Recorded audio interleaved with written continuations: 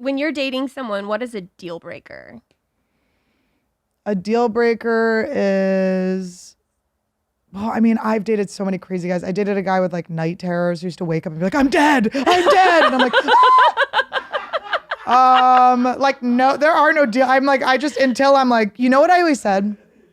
I get like obsessed with people. Like I had like this obsession snake. I've worked on it. I think it's just anxious attachment, but I had like this, I would like get so into a guy and it would like be like, I had this like snake inside me that was like obsessed with him. And then the minute I'm not into him anymore, the snake's gone, but it will go into someone else. I'd be like, I'm onto you now. Yeah. But I've dated really crazy guys, just monsters. I dated a rollerblader. That was like his whole thing. I was like, oh God. I was like, I don't know how the future of rollerblading is going, but. Do you ever try to get involved in the activities that your boyfriends are into?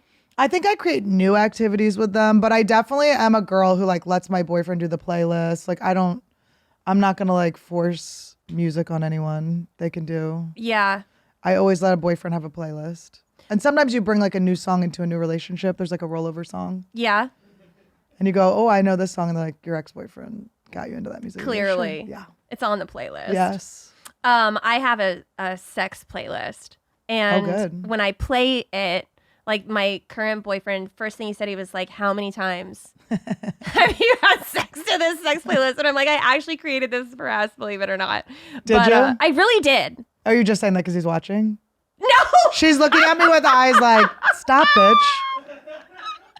No, I brought it up. I'm so happy you're 36. That's such a fun, it's good to be a little bit. Well, I don't know why I threw myself under the bus like that. I'm still 35. Oh, you're 35? But I turned 36 in 3 months. Oh, you do? Oh, but 3 months? I'm counting up. I'm getting ready Your for it. boyfriend's older? No, he's younger. He's younger? Cute. Yeah, my boyfriend's 11 years younger. Is he? My boyfriend's only 6 months younger, and he likes to play it like I'm 11 years older. I love it. Comes at me, he's like, "You're old for like your age," and I'm like, yeah. "How am I? Like, I don't know." What. That's why I'm like, I think I should start. You say that one more time, I'm gonna want a baby, dude. Did you ever date anyone older? Of course. Not the spot, right? I didn't like it. I didn't like it either. No. Because I dated older guys who were like, they acted old. Like, steal my youth. They would try to bring me old, and then they'd be like, no, that's not going to last for, like, nothing lasts forever, or stuff like that. You're like, why are you giving me, like, old man, like, mean, like, limited vibes views? Like, take my youth and, you know, come down to my age. Don't rip me up to your age. Yeah. What are some of these other monsters you've dated? Oh, my God. I dated a guy who was, like, a Peter Pan syndrome boy. I feel like a lot of guys have that. It's just like, dude, you're 50. Like, yeah, it's time. Sometimes they digress into a midlife crisis. Yeah, but they do the thing where they really want you to fall in love with them. So they put like, it's like the love bombing and stuff. Like, I don't like to like name people narcissists. Like, you know, they have all these YouTube videos of what narcissism is and stuff. And I feel like that's a weird thing that's happening. I feel like you can label anyone a narcissist if you look at that. And you're only watching it to decide why someone didn't like you back. You're like, they must be a sick narcissist or something. But he had some, so I just, you know, love bombing is like one of those terms. But, you know, that was always frustrating where it's like, and it's always a guy I don't really like. So there's this one guy I was like, I'm not really into him. But he wouldn't let up. And he was funny. He was making me laugh. And so finally, like, I would give in, and he's like, whoa, this is a lot. Like, he took me to meet his friends. We, like, went bowling with all of his friends from college. Mm-hmm. And it had been a while, so they were good friends. He hadn't been in college in a very long time. And then when we left, he was like, you know, I'm still seeing other people. And I'm like, it's just weird. Why are you doing both? It's like, I don't need to meet your family. Yeah. How far into a relationship do you feel like you should meet someone's family? Well, it just depends. You know, when you just know you're in a thing, you know, like I guess with my boyfriend, we met right before the pandemic. So that was different. But I really waited. I didn't want to say I love you to him until we got out of the pandemic. And then it lasted so long that I was like, oh, I guess we have to say it now. Yeah, I can't wait that long. It's so insane. I kept being like, I love Yule logs. You know, you like say it accidentally. You're like, fuck. But I guess... Yeah, meeting the family. I tend to date guys that are from New Jersey and I'm from Philadelphia. So we go back to for Christmas, and so I naturally usually meet the family over the holidays. Mm-hmm. But I definitely have met. It makes it messier when you break up. My one boyfriend, the rollerblader, I knew I didn't want to meet his family. I just didn't want. I just was like, this is the thing. Yeah, like we're just together, and then we just ended up living. It was like 3 years, and it should have been 2 months. Yeah. I was like, oh God, this was, I had a relationship over the pandemic, and I dated the guy for a year, and we should never have dated anyway. Yeah. I didn't even ever really like the guy. Yep. I know. He read my journal. He journaled, and he encouraged me to journal, and I just was like, dude. To ever be encouraged to journal, it's so condescending. Yeah. He was like, you need to journal. My dad once said to my mom, he goes, she was complaining about something, and he went, I invite you to journal about that. And my mom lost her goddamn mind. And I remember in the kitchen, like, how dare you say that to her? Like, it was so funny, but we always bring that up where it's like, Dad, don't invite us to journal. It's like so rude. Like, well, I know. Like, he's like, I'm so in touch with myself that I'm journaling. This guy. And he's like, you should do it too. Yeah. And then he read it.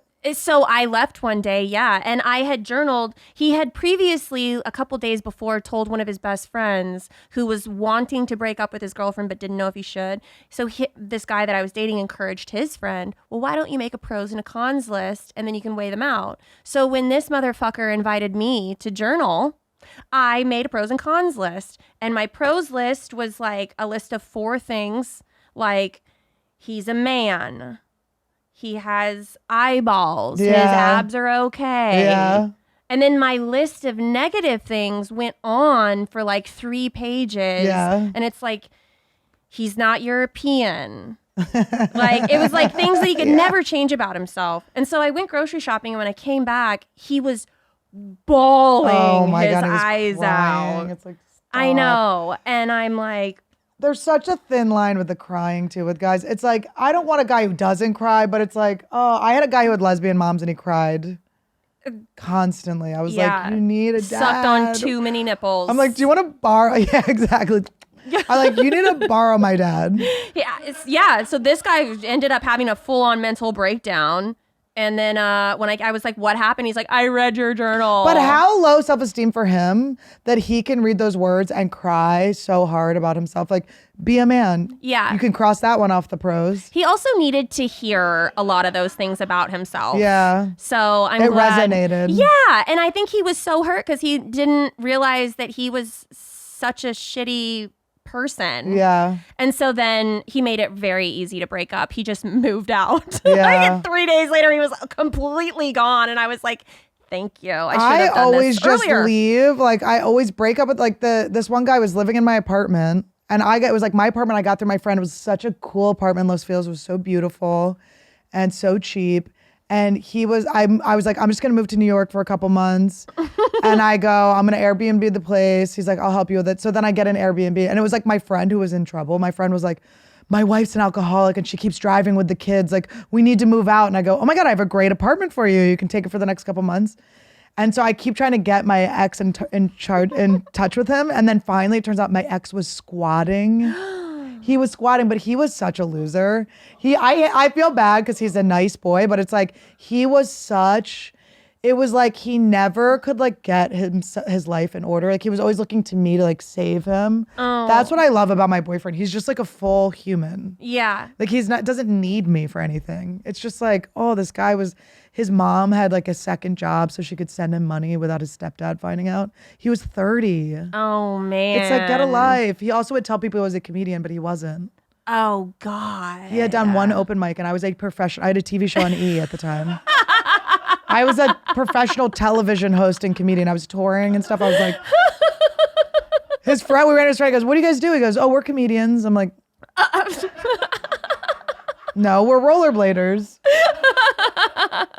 And it was just like, it was so weird. The whole thing was so weird. But it was sad, like with his family, when I met his family, because I was like, I'm not going to be with you people for long. Yeah. And then it was 3 years. I remember they took me to Disneyland. I'm not a Disneyland person. That's maybe a deal breaker for me. Someone that loves Disney. Yeah. A man who loves Disney. It's like, I want you to like have worked through your youth enough where you're like not going on children's rides. Yeah. I'll go to Six Flags. I'll have fun. But why are we doing the churros? Why do I have a turkey leg right now? And I was like, it was his 30th birthday and he wanted to go to fucking Disneyland. And his mom was in town and his sister was in town. And I remember thinking, can you break up with someone at Disneyland on their birthday when their parents are in town? Every day, like we'd go on a hike and I'd be like, he'd dip me to kiss me and I'd be like, I feel nothing. I'd be like, the snake is gone. And I'd be like, okay, like I would have broken up with him if we were going down the mountain. Do you know what I mean? It was always like the timing never really came. Yeah. And then, but I was like, I remember in Disneyland going, I'm going to forget this. I made sure I didn't do anything too crazy. So I didn't want to make it a core memory of being at Disney with his family. So I kept being like, just everything was very light, you know? And then I get a turkey leg and I bite into the turkey leg and my phone blows up and everyone's like, Robin Williams died. And I was like, no, I'm never going to forget this. It's like, damn it. First date, baby. Are you really drinking a glass of milk with dinner? First date.